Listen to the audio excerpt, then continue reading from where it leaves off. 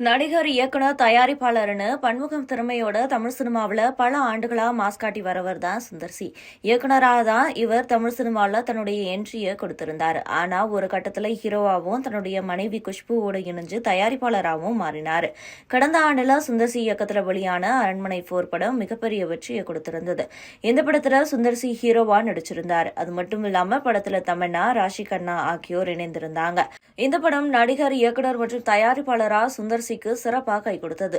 இந்த நிலையில கடந்த பொங்கலை ஒட்டி வெளியான மதகஜராஜாவும் சிறப்பான வசூல குவிச்சிருந்தது. இந்த படத்தை தொடர்ந்து அடுத்தடுத்து கலகலப்பு 3 மற்றும் மூக்குத்தி அம்மன் 2 படங்களை இயக்க கமிட் ஆனார் சுந்தர் சி.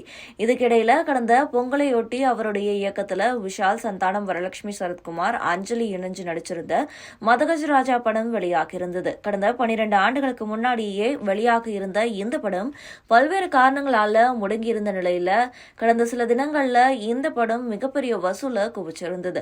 நீண்ட காலங்களுக்கு பிறகு இந்த படத்துல சந்தானம் காமெடி களத்துல இறங்கியிருந்தது படத்துக்கு ரொம்பவே சிறப்பான வரவேற்பை பெற்றுக் கொடுத்திருந்தது. இதுக்கிடையில சுந்தர்சியோட திரும்பவும் நடிகர் விஷால் இணைய இருக்கிறதாவும் இந்த படத்தினுடைய அறிவிப்பு விரைவில் வெளியாக இருக்கிறதாவும் தகவல் வெளியாகி இருந்தது. இந்த படத்தை பென்ஸ் மீடியா தயாரிக்க இருக்கிறதாவும் சொல்லப்படக்கூடிய நிலையில இது குறித்து கேள்விப்பட்ட ஐஸ்ரீ கணேஷ் மூக்குத்தி அம்மன் 2 படத்தை முதல்ல முடிச்சுட்டு அடுத்ததா விஷால் கூட இணையும்படி சுந்தர்சி கிட்ட கேட்டதா தெரிய வந்திருக்கு. இது குறித்து பேச்சுவார்த்தைகள் நடந்த நிலையில இது தொடர்பா சுந்தர்சி சொன்ன விஷயம் பெரிய அளவுல கோலிவுட்ல விவாத பொருளா மாறி இருக்கு. மூக்குத்தி அம்மன் 2 படத்தை சுந்தர் சி இயக்க நயன்தாரா லீட் கேரக்டர்ல நடிக்க இருக்கதா முன்னதா அறிவிக்கப்பட்டிருந்தது. அந்த படத்தினுடைய தயாரிப்பாளர் ஐஸ்ரீ கணேஷ் இருந்தப்போவும் படத்துல சம்பளத்துக்கு பதிலா சில சதவீத லாபத்துக்காக நயன்தாரா ஒப்பந்தம் போட்டதா தெரிய வந்திருக்கு. ஆனாலும் இந்த படத்தை அடுத்த கட்டத்துக்கு எடுத்து போக நயன்தாரா ஒத்துழைக்காத நிலையில காணப்படுது. அவர் படத்துக்கான கால் ஷீட்டை கொடுக்காத நிலையில படத்தினுடைய ஷூட்டிங் தள்ளி போயிட்டு இருக்கான்.